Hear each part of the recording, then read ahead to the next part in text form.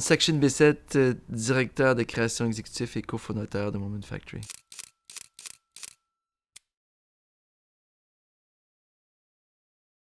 Dans les années 90, je faisais beaucoup de photos. Et puis, je travaillais dans des magasins de photos, puis je faisais des diapositives. Et puis, en même temps, j'étais promoteur de rave, de after hours, comme la musique électronique qui était comme commencée en Amérique du Nord. Et puis, je faisais donc des projections vidéo, des projections de diapositives, puis de films 16 mm dans les after hours, dans les raves. Puis on avait comme, je sais pas, 1000, 2000 personnes qui venaient. Donc, c'est comme une grande exposition pour mon travail. Et puis, c'est là que j'ai comme pris la piqûre de dire, waouh, l'effet de cette grandeur, de l'échelle humaine avec l'échelle de ces images, puis cette lumière dans ces contexte-là, c'est comme si on faisait partie d'une révolution. Donc de là, il y a eu comme un shift qui est arrivé parce que à la fin des années 90, tout est devenu digital. On pouvait alors tourner en mini-DV, faire du montage vidéo. Et puis c'est là qu'on a commencé Moment Factory, c'est à travers ces années-là de VJing dans les nightclubs, puis de VJing dans les after-hour parties. Et puis c'est comme ça que ça l'a comme genre, que c'est né. C'est quoi l'affaire la plus excitante qu'on peut faire présentement? Ben, c'était ça, puis c'est ça qu'on faisait.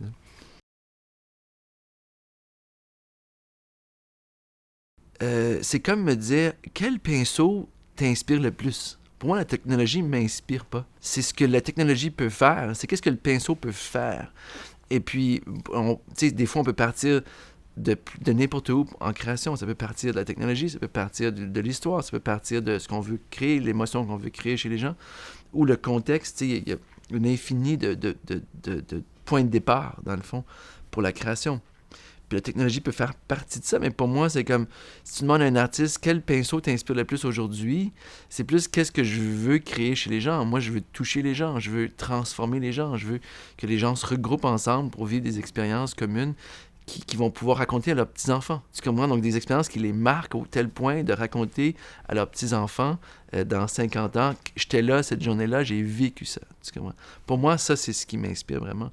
Et puis, c'est ce qui drive beaucoup du travail qu'on fait chez Moment Factory aussi. Par exemple, notre projet de Super Real à New York, on a fait un joint venture avec Cipriani, dans le fond, dans une salle patrimoniale à New York. Et puis, c'est une salle d'à peu près 15 000 pieds carrés, où on a fait une installation permanente de projecteurs vidéo. Donc, on a scanné la salle, une salle patrimoniale.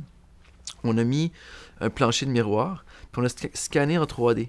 Donc, on a le marbre, toutes les architectures, des plafonds en voûte, tout en 3D. Et puis, on vient ensuite appliquer une réalité en digital sur le 3D. Donc, on vient transformer le physique et le digital, où est-ce que tu ne sais plus trop qu'est-ce qui est vrai puis qu'est-ce qui n'est pas vrai, qu'est-ce qui est le physique puis qu'est-ce qui est le digital à travers le spectacle. Donc, c'est un spectacle de 45 minutes, c'est une expérience immersive. Il y a 5 scènes, c'est comme 5 genres de rêves. Et puis, dans le fond, tu te promènes d'un rêve à l'autre, mais il y a beaucoup de moments où est-ce que tu te dis qu'est-ce qui est vrai, qu'est-ce qui est pas vrai. Puis là, on s'en va dans une genre dans un univers, et puis on se transforme dans un autre univers. Donc, c'est quelque chose qui est vraiment intéressant, vraiment touchant.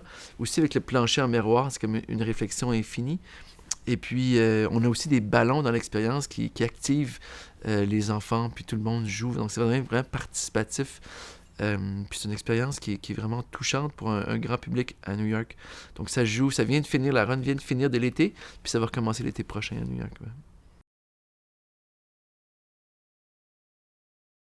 Il faut être passionné, il faut suivre son instinct, il faut être excité de ce qu'on fait.